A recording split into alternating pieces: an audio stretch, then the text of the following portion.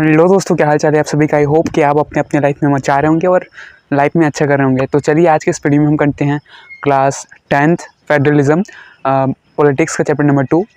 तो चलिए बिना किसी देरी के स्टार्ट करते हैं। तो दोस्तों आज हम देख लेते हैं कि आज हम इस चैप्टर में आखिर पढ़ेंगे क्या क्या। इस चैप्टर में हम पढ़ेंगे कि फेडरलिज्म क्या होता है, क्या हमारी एक कंट्री एक फेडरल कंट्री है, अगर हाँ तो ऐसी कौन कौन सी चीज़ें जो हमारी कंट्री को एक फेडरल कंट्री बनाती है, और आखिर ये फेडरल सिस्टम प्रैक्टिस कैसे होता है, और साथ में हम डिसेंट्रलाइजेशन ऑफ इंडिया के बारे में देखेंगे। हम इस चैप्टर के सभी टॉपिक्स को एकदम अच्छे से समझेंगे। तो चलिए अपनी सीट की पेटी बांध लीजिए और चैप्टर में चलो भाई देखो अब मैं क्या करता हूँ। एंट्री लेते हैं। तो सबसे पहले हम देख लेते हैं कि फेडरलिज्म आखिर होता क्या है। तो federalism is a system of government in which power is divided into different levels of government. मतलब फेडरलिज्म एक ऐसा टाइप का गवर्नमेंट है, एक ऐसे सिस्टम ऑफ गवर्नमेंट है जिस पे जो पावर है ना वो डिफरेंट लेवल्स ऑफ गवर्नमेंट में डिवाइडेड होती है। मोस्ट ऑफ द कंट्रीज़ में गवर्नमेंट बेसिकली 2 लेवल्स पे डिवाइडेड होती है, एक तो सेंट्रल लेवल, एक स्टेट लेवल। लेकिन हमारी इंडिया एक बहुत बड़ी कंट्री है जिसके लिए एक तीसरा लेवल की भी ज़रूरत पड़ी जिसका नाम है लोकल लेवल। तो इसी vertical form of power sharing को हम फेडरलिज्म कहते हैं। अब दोस्तों हर कंट्री में फेडरल गवर्नमेंट हो ये ज़रूरी नहीं है, इसलिए कई देशों में यूनिटरी गवर्नमेंट भी होती है। तो आखिर इन दोनों में डिफरेंस क्या होता है, आइए देखते हैं। तो दोस्तों फेडरल गवर्नमेंट में ना हर एक गवर्नमेंट लेवल के पास अपनी अपनी पावर होती है, जबकि यूनिटरी गवर्नमेंट में खाली सेंट्रल लेवल के पास सारी पावर होती है। अब आप ही सोचो कि दोनों में से कौन सा गवर्नमेंट बेहतर है। ऑब्वियसली फेडरल गवर्नमेंट, जिसमें सबको थोड़ा थोड़ा पावर दिया जाता है। और हमने पिछले चैप्टर में भी पढ़ा था कि जिस कंट्री में जितना गवर्नमेंट पावर शेयरिंग करती है वो उस कंट्री के लिए उतना अच्छा होता है, वो लॉन्ग टर्म उतना ही फ़ायदेमंद होता है लोगों के लिए। तो इस हिसाब से फेडरल गवर्नमेंट काफ़ी अच्छा गवर्नमेंट है यूनिटरी गवर्नमेंट के मुकाबले। फेडरल गवर्नमेंट के अच्छे एग्जांपल्स हैं India and USA, and unitary government के अच्छे एग्जांपल्स हैं फ्रांस एंड इंग्लैंड। अब हम देखते हैं फीचर्स ऑफ फेडरलिज्म। ये आपके क्वेश्चन सीबीएसई में प्रीवियस ये आपका PYQ आ सकता है, फुल चांसेस है इसका। तो दोस्तों फीचर्स ऑफ फेडरलिज्म देखते हैं। तो पहला फीचर है देयर आर 2 और मोर लेवल्स ऑफ गवर्नमेंट। किसी फेडरल कंट्री में 2 या 2 से ज़्यादा लेवल्स ऑफ गवर्नमेंट होती है। दूसरा है डिफरेंट लेवल्स या फिर tiers of the government govern the same citizens but each level have it on jurisdictions means area of control. मतलब डिफरेंट लेवल ऑफ गवर्नमेंट है ना, वो सेम सिटीजन को गवर्न करती है, लेकिन सारी गवर्नमेंट की अपनी अपनी एरिया ऑफ कंट्रोल है, जुरिडिक्शंस है। जैसे मान लो एक व्यक्ति है, उसको स्टेट गवर्नमेंट भी गवर्न कर रही है और साथ ही एक सेंट्रल गवर्नमेंट भी गवर्न कर रही है। मतलब same different level of government same student को गवर्न करती है, लेकिन सेंट्रल गवर्नमेंट और स्टेट गवर्नमेंट मतलब डिफरेंट लेवल ऑफ गवर्नमेंट के अपने अपने जुरिडिक्शंस है। तीसरा है the jurisdictions of the respective levels of government are specified in the constitution. मतलब जितना कि हर गवर्नमेंट का जितना पावर है वो सब कॉन्स्टिट्यूशन में ऑलरेडी स्पेसिफाइड है, मतलब लिखा हुआ है। सब गवर्नमेंट का पावर कॉन्स्टिट्यूशन के अंदर लिखा गया है, और सारी गवर्नमेंट लेवल को ना कॉन्स्टिट्यूशन के हिसाब से ही वर्क करना पड़ता है। फोर्थ फीचर है provision of the constitution can not be changed by one level of government, such changes require the consent of both the levels of government. मतलब कि कोई भी एक टीयर या फिर एक लेवल ऑफ गवर्नमेंट कॉन्स्टिट्यूशन में चेंजेस नहीं ला सकता। अगर कॉन्स्टिट्यूशन में चेंजेस लाना है तो दोनों लेवल का कंसेंट की ज़रूरत पड़ेगी, मतलब सहमति की ज़रूरत पड़ेगी, तब जाके कॉन्स्टिट्यूशन में चेंज लाया जा सकता है। फिफ्थ फीचर है the judiciary act as an umpire if dispute arise between the different levels of government. मतलब अगर डिफरेंट लेवल्स ऑफ गवर्नमेंट के बीच में अगर लड़ाइयाँ होती है तो हमारा जो जुडिशरी मतलब सुप्रीम कोर्ट हो गया या फिर कोर्ट हो गया, वो एक अंपायर की तरह काम करती है और उनके लड़ाइयों को सुलझाती है। सिक्स्थ फीचर है sources of revenue for each level of government are clearly specified to ensure its financial autonomy. देखो हर गवर्नमेंट को रन करने के लिए पैसों की ज़रूरत होती है, लेकिन जितने भी लेवल ऑफ गवर्नमेंट है ना उनको कहाँ से सोर्सेस ऑफ रेवेन्यू बनाने हैं, ये क्लियरली ऐसी स्पेसिफाइड है ताकि वो एक अच्छा फाइनेंशियल कंडीशन में गवर्न कर सकें। मतलब स्टेट गवर्नमेंट के पास कहाँ से पैसे आएंगे, सेंट्रल लेवल ऑफ गवर्नमेंट के पास कहाँ से पैसे आएंगे, ऑलरेडी पहले से फिक्स्ड है। सातवां फीचर है कि फेडरलिज्म गवर्नमेंट के दो डुअल ऑब्जेक्टिव हैं। पहला कि to safeguard and promote the unity of country, मतलब कंट्री का यूनिटी को सेफगार्ड और प्रमोट कर सके, ये पहला ऑब्जेक्टिव है। दूसरा ऑब्जेक्टिव है accumulate regional diversity,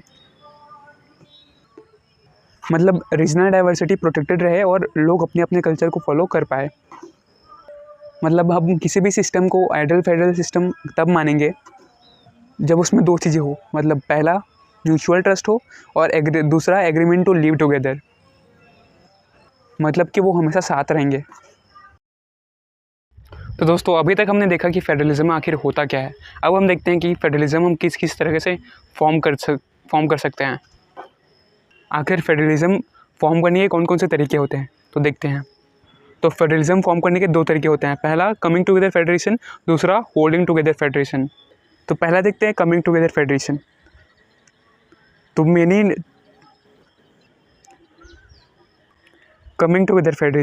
many independent states coming together to form a bigger unit, मतलब इसमें डिफरेंट स्टेट्स होते हैं ना, और साथ मिल के एक बड़ा यूनिट या फिर नेशन बनाते हैं। इसका सबसे बेहतरीन एग्जांपल है यूएसए का नाम ही देख लो, यूनाइटेड स्टेट्स ऑफ अमेरिका, मतलब बहुत सारे स्टेट्स मिल के एक कंट्री बनाई है, एक नेशन बनाई है, एक यूनिट बनाई है।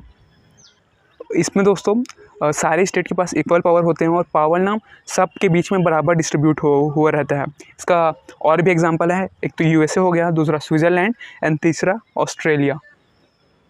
अब हम बात करते हैं होल्डिंग टुगेदर फेडरेशन की। इसमें क्या होता है, a large country decide to divide its power between the constituent states and the central government. तो इसमें क्या होता है दोस्तों, मतलब एक बड़ी कंट्री ना वो सेंट्रल गवर्नमेंट और स्टेट गवर्नमेंट के बीच पावर डिवाइड करती है। तो इस तरीके की फेडरेशन को हम होल्डिंग टुगेदर फेडरेशन कहते हैं। इसका बढ़िया एग्जांपल है इंडिया। हमारे इंडिया में सेंट्रल स्टेट के पास भी अपनी पावर है, स्टेट गवर्नमेंट के पास अपनी अपनी पावर है। और इसमें क्या होता है होल्डिंग टुगेदर फेडरेशन में, इसमें unequal power distribution between different states, मतलब डिफरेंट स्टेट्स को अलग अलग पावर दी जाती है, अनइक्वल पावर। दूसरा unequal power distribution between central and state government, central government और स्टेट गवर्नमेंट के बीच में भी अनइक्वल पावर डिस्ट्रीब्यूशन होता है। इसका बेहतरीन एग्जांपल है इंडिया। कहते हैं what make India federal country. तो इस टॉपिक में हम देखेंगे कि आखिर इंडिया को क्या चीज़ फेडरल कंट्री बनाती है। तो देखते हैं दोस्तों, हमें नो डाउट ये पता है कि इंडिया एक फेडरल कंट्री है, लेकिन आखिर क्या चीज़ है जो बताती है कि इंडिया एक फेडरल कंट्री है। तो देखते हैं इसका एग्जांपल, और ये इम्पॉर्टेंट टॉपिक है और एज इट इज़ क्वेश्चन आपके एग्जाम में भी आ सकता है कि what makes India federal country. एकदम अच्छे से देखते हैं इस टॉपिक को। तो सबसे पहला पॉइंट है, देखते हैं कि जब शुरुआत में कॉन्स्टिट्यूशन बना था तो उसमें खाली दो ही लेवल थे, एक सेंट्रल गवर्नमेंट, एक स्टेट गवर्नमेंट। लेकिन जब हमें तीसरे गवर्नमेंट की ज़रूरत पड़ी, लोकल गवर्नमेंट की, तो उसे हमने बनाया। देखते हैं, in the beginning according to the constitution there was two tiers of government, the central government and the local government, but later a third tier of federalism was added in the form of panchayat and municipalities. दोस्तों इन तीनों tears के पास ना अपना अपना jurisdiction है और वो अपना अपना ज्यूरिडिक्शन एंजॉय कर सकते हैं। दूसरा पॉइंट ये है कि हमारे कॉन्स्टिट्यूशन में 3 लिस्ट दी गई हैं। पहली है यूनियन लिस्ट, दूसरा स्टेट लिस्ट, तीसरा है कंकरेंट लिस्ट। यूनियन लिस्ट में वो सारे सब्जेक्ट आते हैं जो पूरे देश से रिलेटेड सब्जेक्ट होते हैं, जैसे कि डिफेंस हो गया, फॉरेन अफेयर्स हो गया, बैंकिंग हो गया, कम्युनिकेशन हो गया, मनी हो गया। ये सारी चीज़ें पूरे देश से संबंधित होते हैं, इसलिए ना इनका जो कंट्रोल है वो सेंट्रल गवर्नमेंट करती है, मतलब खाली सेंट्रल गवर्नमेंट ही इन पे लॉस बना सकती है। दूसरा है स्टेट लिस्ट। स्टेट लिस्ट में स्टेट रिलेटेड सब्जेक्ट्स होते हैं, जो स्टेट से रिलेटेड संबंधित चीज़ें होती हैं उन पे स्टेट कंट्रोल करता है, जैसे कि पुलिस हो गया, ट्रेड हो गया, कॉमर्स हो गया, एग्रीकल्चर हो गया, इरिगेशन हो गया। इसमें खाली स्टेट गवर्नमेंट ही लॉस बना सकती है इन सब्जेक्ट पे। तीसरा है कंकरेंट लिस्ट। तो दोस्तों इस लिस्ट में ना सारे लोगों के कॉमन इंटरेस्ट से रिलेटेड सब्जेक्ट्स आते हैं, जैसे कि एजुकेशन हो गया, फॉरेस्ट हो गया, ट्रेड यूनियंस हो गया है, marriage and adoption and succession. दोस्तों ये सारे सब्जेक्ट ना दोनों गवर्नमेंट से सब्जेक्ट रिलेटेड हैं, जैसे कि ये सारे सब्जेक्ट, तो उस पर ना सेंट्रल गवर्नमेंट और स्टेट गवर्नमेंट दोनों लॉज बना सकती हैं। दोस्तों एक और चीज़, अगर इन सारी चीज़ों में अगर सेंट्रल गवर्नमेंट और स्टेट गवर्नमेंट के बीच में मतलब कोई मनमुटाव होता है तो सेंट्रल गवर्नमेंट का पावर थोड़ा ज़्यादा डोमिनेट करेगा, क्योंकि उसके पास ज़्यादा पावर है। अब हम देखते हैं तीसरा पॉइंट। उससे पहले एक क्वेश्चन देखते हैं। तो आखिर एक क्वेश्चन आता है कि what will happen to such objects which do not come in this 3 list. ऐसे सब्जेक्ट का क्या जो इन लिस्ट में आता ही नहीं है, तो इन सारे लिस्ट को कंट्रोल कौन करेगा? जैसे कि हो गया अपना space technology, cyber security, computer technology, तो ये सारे सब्जेक्ट किसी भी लिस्ट में नहीं है। तो इन ऐसे सब्जेक्ट को रेसिडेंटरी सब्जेक्ट्स कहते हैं। तो इसमें हमारा खाली सेंट्रल गवर्नमेंट ही लॉज बना सकता है। अगला पॉइंट देखते हैं। All state in India union does not have identical powers. मतलब इंडिया में जितने भी स्टेट हैं या फिर यूनियंस है, उन सब के पास इक्वल पावर नहीं है। कुछ स्टेट्स हैं जो अपने स्पेशल स्टेटस या फिर स्पेशल पावर्स उनके पास, जैसे कि असम, नागालैंड, अरुणाचल प्रदेश एंड मिज़ोरम। इनके पास आर्टिकल 371 के तहत स्पेशल पावर्स होती हैं, ताकि ये लोग अपना लैंड राइट्स एंड कल्चर को इंडिजीनियस पीपल्स ताकि इंडिजीनियस लोगों के land rights and culture protected रहें। तो इसीलिए किसी भी स्टेट का, किसी दूसरे स्टेट का इंसान इन स्टेट में परमानेंट लैंड या ज़मीन नहीं खरीद सकता। अब हम बात करते हैं यूनियन टेरिटरीज़ की। तो हमारे इंडिया में टोटल 8 यूनियन टेरिटरीज़ हैं। Jammu Kashmir, Ladakh, Delhi, Chandigarh, Dadar Nagar Haveli and Daman and Diu, Pondicherry, Lakshadweep and Andaman and Nicobar island. तो आखिर सवाल आता है कि why were they made union territories, why were they not made states. आखिर ये खाली इनको यूनियन टेरिटरीज क्यों बनाया, स्टेट्स का नहीं बनाया गया? तो इसका आंसर ये है कि this are too small to become an independent state but which could not be merge with any of the existing states. मतलब ये इतनी छोटी भी नहीं है कि, ये इतनी बड़ी भी नहीं है कि इसे एक स्टेट बना दिया जाए, और ये इतनी छोटी भी नहीं है कि इसे हम किसी स्टेट के साथ मर्ज कर दें। इसलिए यूनियन टेरिटरीज बनाते हैं। और भी कई सारे रीज़न हैं, जैसे कि पॉलिटिकल रीज़न हो गया और कल्चरल रीज़न हो गया। इस वजह से यूनियन टेरिटरीज बनाते हैं। तो एक चीज़ याद रखना कि the territories do not have powers like state and central government has special powers in this area. मतलब सेंट्रल यूनियन टेरिटरीज के पास स्टेट गवर्नमेंट जितना पावर नहीं होता। इनका जो लॉस है ना, वो सेंट्रल गवर्नमेंट बनाती है, वही कंट्रोल करती है यूनियन टेरिटरीज को। दोस्तों क्या आपको पता है कि जो शेयरिंग हुआ है सेंट्रल गवर्नमेंट के पास स्टेट गवर्नमेंट के पास पावर का, ये कॉन्स्टिट्यूशन के हिसाब से हुआ है। अब अगर मान लो कि किसी व्यक्ति को लगता है कि ये जो शेयरिंग हुआ है वो बिल्कुल सही नहीं हुआ है, तो क्या इसके स्ट्रक्चर में चेंजेस लाए जा सकते हैं? तो इसका आंसर है हाँ, बिल्कुल लाए जा सकते हैं, लेकिन इसका जो स्टेप है वो इतना आसान भी नहीं है। क्यों? क्योंकि इसके लिए हमें करना पड़ेगा, तो अगर चेंजेस लाने हैं तो हमें ये करना पड़ेगा कि जो पार्लियामेंट के हाउसेस हैं, अपर हाउस और लोअर हाउस, उसमें का टू थर्ड मेंबर का अप्रूवल चाहिए होगा। केवल इतना ही नहीं, इंडिया के कम से कम 14 स्टेट लेजिस्लेटिव ऑफ इंडिया से भी अप्रूवल चाहिए होगा, तब जाके कॉन्स्टिट्यूशन में चेंजेस लाए जा सकते हैं। तो अगर इस कंडीशन में अगर कहीं पे डिस्प्यूट होता है, लड़ाई झगड़ा होता है, तो उस कंडीशन में हमारा सुप्रीम कोर्ट जुडिशरी इस प्रॉब्लम को सॉल्व करता है। अब हमारा अगला टॉपिक है हाउ इज़ फेडरलिज्म प्रैक्टिस्ड। तो दोस्तों आखिर फेडरलिज्म प्रैक्टिस को होता कैसे है? देखो, कॉन्स्टिट्यूशन में लिखे हुए इसका मतलब ये नहीं कि फेडरलिज्म अपने आप प्रैक्टिस होता है, लेकिन इसके लिए कई सारे लोगों का एफर्ट लगता है। तो आज हम देखते हैं कि फेडरलिज्म प्रैक्टिस कैसे होता है।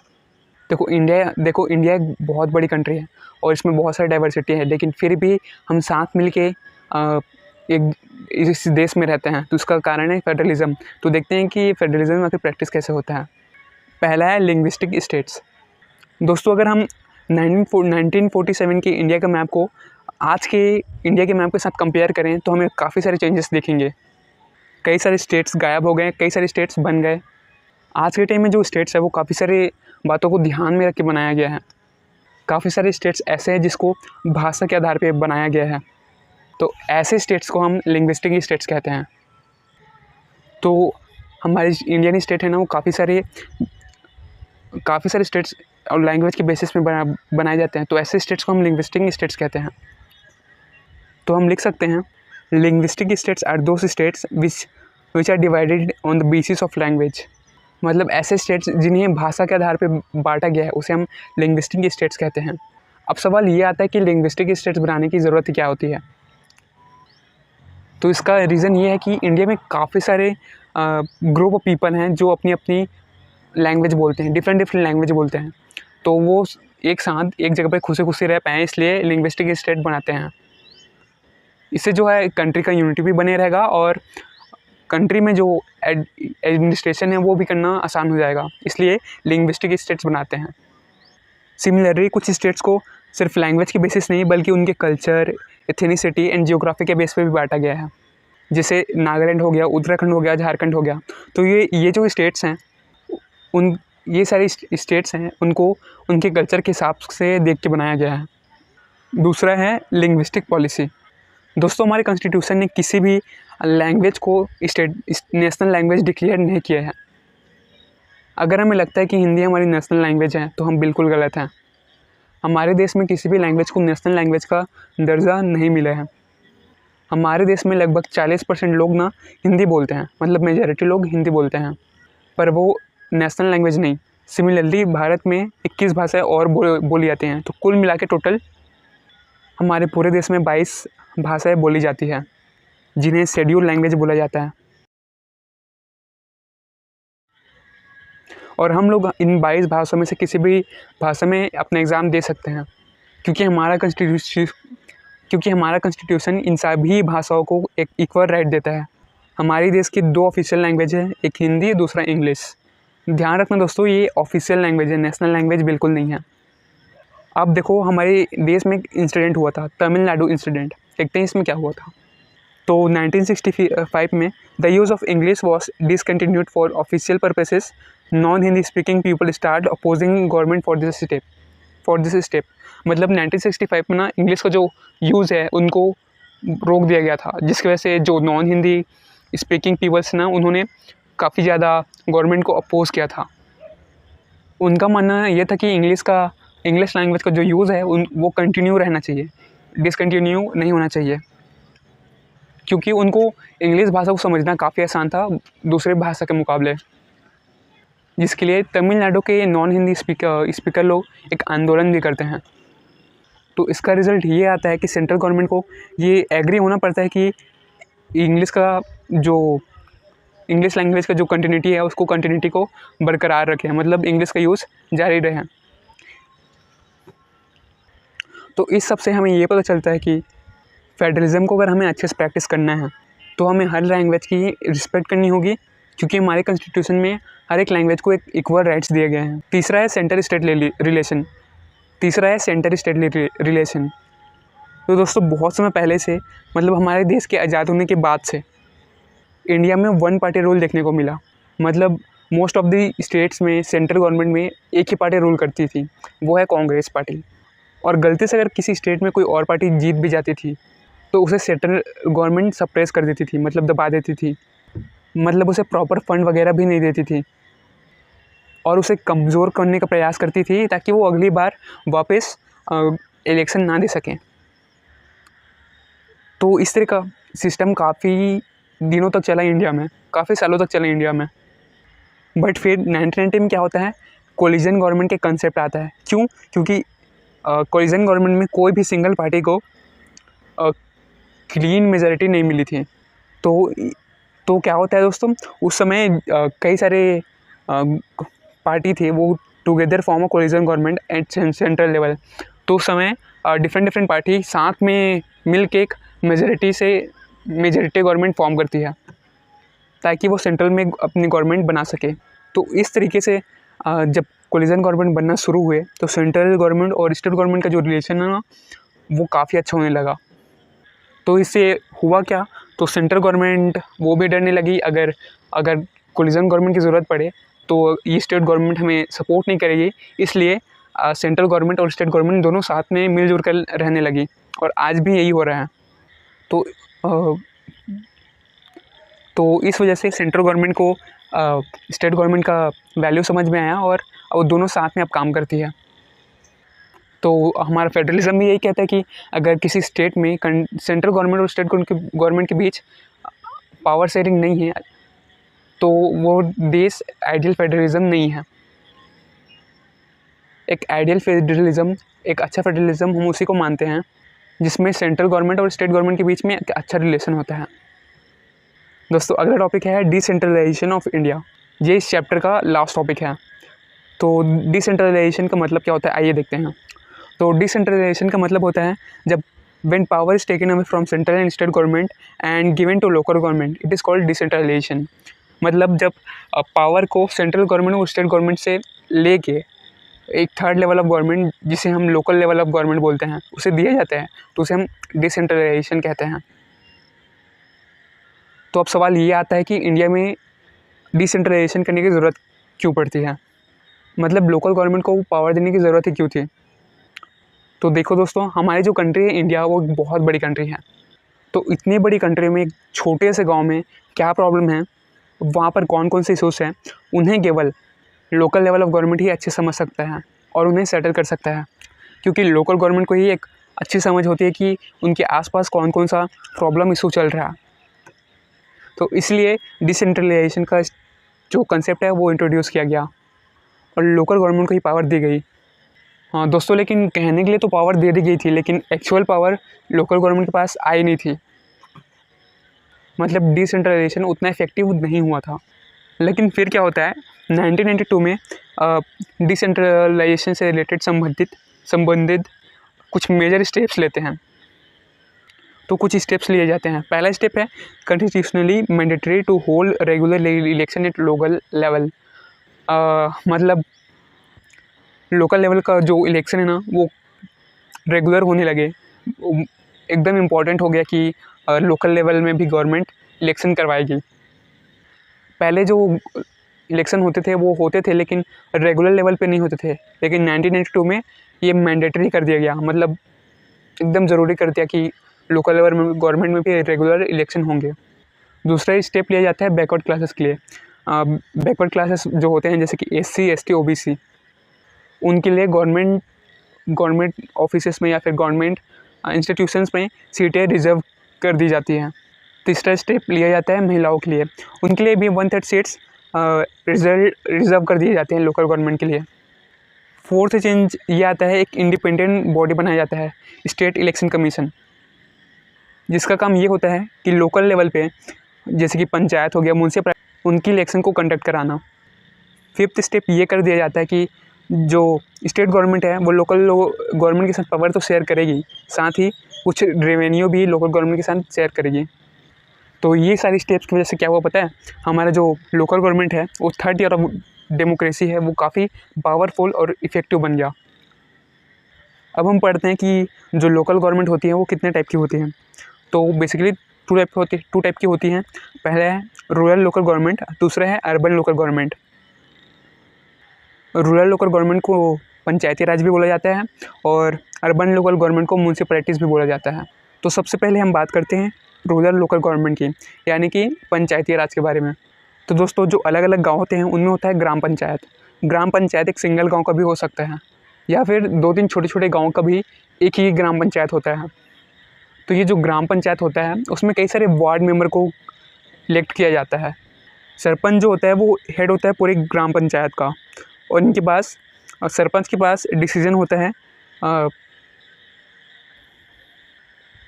और सरपंच जो होता है वो उनके पास पावर होता है कि वो अपने लोकल गवर्नमेंट में डिसीजन ले सके।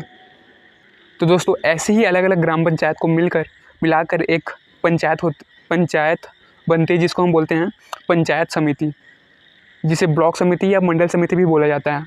और ऐसी ही अलग अलग पंचायत समिति से मिलकर बनता है एक जिला परिषद जो कि सबसे ऊपर होता है।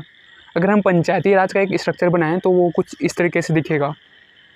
तो सबसे लोकल लेवल पे होता है ग्राम पंचायत, जिसका हेड होता है सरपंच। उससे ऊपर आता है पंचायत समिति, जो कि ब्लॉक लेवल पे होता है, इसका हेड होता है। इसके ऊपर होता है जिला परिषद, ये डिस्ट्रिक्ट लेवल का होता है, और इसका हेड होता है जिला परिषद चेयरपर्सन। तो ये तो बात हुआ रूरल एरिया का। अब हम देखते हैं अर्बन एरिया के लोकल गवर्नमेंट का। तो दोस्तों, जो बड़े बड़े सिटीज़ होते हैं उनकी जो गवर्नमेंट होती है उसको हम बोलते हैं म्यूनसिपल कॉरपोरेशन, जिसका हेड होता है मेयर। और छोटे छोटे शहर होते हैं, टाउन्स होते हैं, उनका जो हेड होता है उनको बोलते हैं म्यूनसिपैलिटीज़, और इसका हेड होता है म्यूनसिपैलिटी चेयरपर्सन। तो यहाँ तक हमने पढ़ा लोकल गवर्नमेंट के बारे में एकदम अच्छे से। तो इससे हमें ये एक बात तो क्लियर हो गई कि ये जो डिसेंट्रलाइजेशन का जो स्टेप था वो काफ़ी बड़ा और काफ़ी अच्छा डिसीजन था गवर्नमेंट का। इससे आम लोगों का आवाज़ गवर्नमेंट के पास एकदम अच्छे तरीके से पहुंच पाया। इसके अलावा महिलाओं को भी रिप्रेजेंटेशन मिला। तो अगर हम महिलाएं और पुरुष को दोनों को मिलाकर देखें तो लोकल लेवल पे 36 लाख इलेक्टेड रिप्रेजेंटेटिव हैं पंचायत और म्यूनसिपैलिटीज़ लेवल पे, मतलब लोकल लेवल पे। ये नंबर कई कंट्रीज़ के पॉपुलेशन से भी ज़्यादा है। तो डिसेंट्रलाइजेशन की वजह से हमारा जो गवर्नमेंट है वो काफ़ी डीपर हो जाता है, मतलब और ज़्यादा हमारा जो गवर्नमेंट है मजबूत हो जाता है। और लोकल गवर्नमेंट जो एक्सपेरिमेंट है वो सबसे बड़ा एक्सपेरिमेंट है हमारे डेमोक्रेसी का, जो कि अच्छा सक्सेसफुल है। तो ये थी हमारी डेमोक्रेसी की डिसेंट्रलाइजेशन का मेरिट्स। कुछ डीमेरिट्स भी देख लेते हैं, जैसे कि ग्राम सभा के इलेक्शंस उतने इफ़ेक्टिवली रेगुलरली हेल्ड नहीं होते हैं, और काफ़ी सारे स्टेट गवर्नमेंट अच्छे से पावर लोकल गवर्नमेंट को शेयर नहीं किया है। लेकिन फिर भी दोस्तों कोई बात नहीं दोस्तों, क्योंकि हमारी इंडिया का जो फेडरल सिस्टम है वो काफ़ी कंट्री से अच्छा है वो, और इंडिया हमारे जो गवर्नमेंट है वो अपने आप को हर दिन इम्प्रूव कर रहा है। तो ये था हमारा चैप्टर। आई होप आपको समझ में आया होगा। अगले वीडियो में मिलते हैं। Till then be happy. जय हिंद।